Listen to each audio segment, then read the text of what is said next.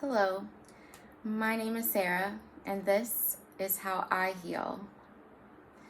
I started this channel in hopes of building a community where I'm going to open myself up and share my own experiences and methods. And if this is something that you feel drawn to, or you can relate to, or it just strikes a conversation that you want to start within you, then I am hoping that we can come together with respect and speak to each other on our own experiences from the heart. I have been healing since March 7th of 2013. So it has been a decade that I have been on this path, is what I will call it, this route with my life. Many things have changed for me over the last 10 years. I've been dealing with traumas and negative experiences in relationships, self-identity, my social identity, and then familial relationships as well. So it's been a lot of healing in many different methods.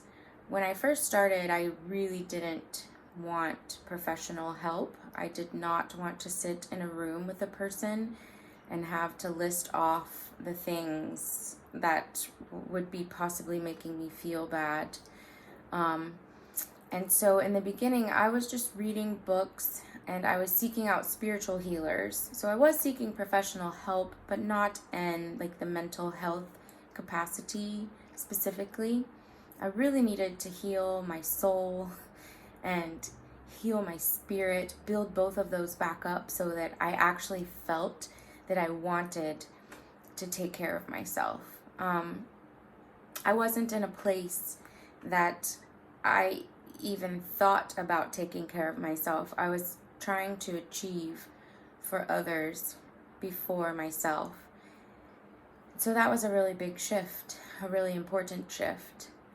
And after I got to that place, it took me quite a while, but in 2019, I started therapy. And that was really good for me. I had a wonderful therapist. She did not put any of her ideas or beliefs or things that she learned in school onto me. Anytime she brought those things in, she was like, I wanted to show you how someone else has broken this down because I think it might help you in understanding. It was never anything that was opposing to what I was feeling. And that was really important for me. At one point, she was like, I don't feel like I say a lot for you. She's like, you're processing so fast. But the reason I was able to process that fast was because I had a safe place to do that. So that was really great for me. I stopped therapy in 2022 in May of 2022. And then I chose to move out of the country, out of the United States. And I left the country and came to Africa. So I've been in Africa now, in Ghana, since June of 2022. This experience in coming here, I've never felt more free living in a place than I have felt here. I'm still seen as weird, and people call me white lady here, and they're like, you white ladies are so funny, and I'm like, oh man, just go to the US. I'm like, I can't be a white lady there. And they're like, what do you mean? You are a white lady. But other than that, I feel so free here. I've been able to really relax and, see some of the things that were haunting me from a distance and be able to sit with those hauntings. for some time and decide how I feel about it. Many things I've come to a conclusion for. Many things I still have yet to. But that's just part of this process that I chose. I will be 43 years old next month at the end of February. And I felt, that I was finally free within the last 6 months. So, this healing process that I started a decade ago has really been sped up to where now I feel like I'm at a place where everything that I've learned, everything that I've taught myself, everything that I've practiced is now finally coming together into one lifestyle. And that, for me, it feels like a weight is lifted off my shoulder, because now I can understand, Sarah, this is how you live. This is your way of life. So now I can make decisions that support this lifestyle. Whereas before, the healing felt like work. It was like I had 2 jobs. One to keep myself alive and one to get this healing over with. Because once you're in it, I couldn't stop it. Maybe some people can stop it, but my brain, I could feel my subconscious working when I was awake. It was moving that fast. I didn't even try to remember any dreams because it wasn't going to matter. I was going to be on to something else the next day. But all of that to say, I had to be open to changing myself. And I had to be open to changing my surroundings. I took a very extreme route. I'm not saying pick everything up and move to Africa or any other continent for that matter. I needed something that extreme to be able to see and feel some of the things that I was feeling. My experience is also different in that I am half black, half white, raised by all white family, and kept from my black family. I was purposefully kept from them,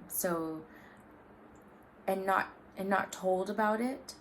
So I thought they were apathetic, and that in turn affected how I felt about black culture in general and being identified as black. It was very important to me that I identified as mixed and not as black. And much of that stemmed from the negative attitudes towards black people, black women, and my black family that stemmed from my household. So for me to take myself out of a world completely and do something so extreme, my experience was extreme. I was told that racism did not exist anymore and it was a thing of the past. And I was told that from a very young age, to where I wanted it to be true. I did not want to believe that my family would lie to me about such a thing. And I felt safe in the world growing up because I was taught that. But to be an adult and have my veil taken off of my head and to see the truths everywhere, you can't unsee them. And I didn't feel safe anywhere, and I started to feel afraid in places that I didn't before. So for me, coming to a place where I feel so free, that was part of the healing process for me, and I had to choose that.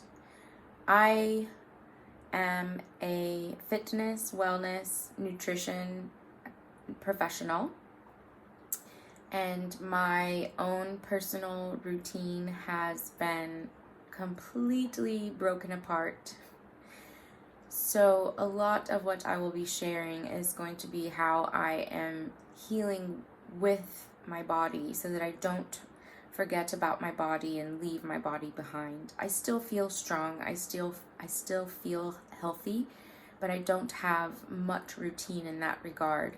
So this channel will also be showing how I choose to interact with myself in those ways, and also how I rebuild a routine for myself. So you will get to see a professional coaching themselves, because that is what I'm doing. I'm coaching myself right now at this point. Thank you for being here. And again, if you would like to share something with me, I welcome you. Please just speak from the heart, speak from your experience, and speak with respect.